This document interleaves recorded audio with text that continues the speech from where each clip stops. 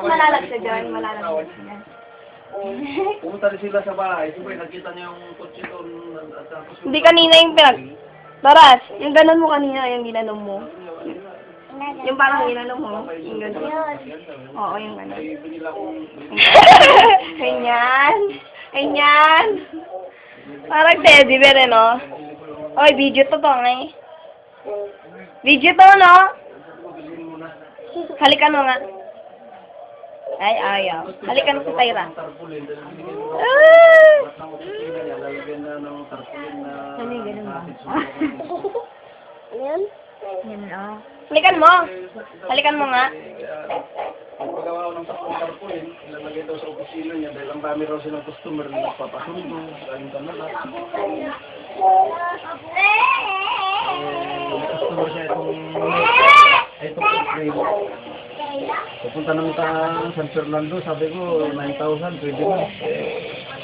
Mahal daw.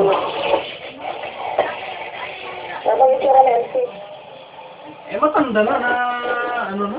I-upload ko YouTube dito eh. Yan. Puro Avril. Madge, puro Avril. Oh. Kaya sabi ko, anong problema ko ngayon? Sabi ko, dahil may maintenance na ako. Alam mo ba yun?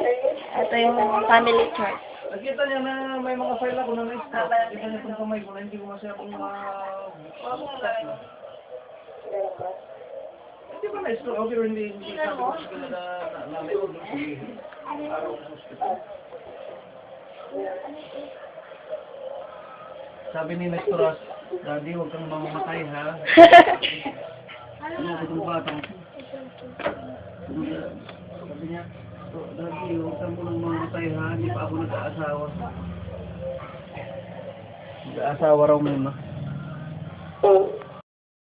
Pag bumiiyak yan na nag-iayakap sa akin, ay... Magana, no? Magana. Tara! Ay! Picture namin ang may upload mo. Ano?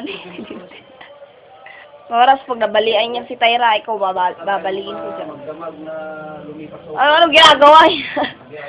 Tyra!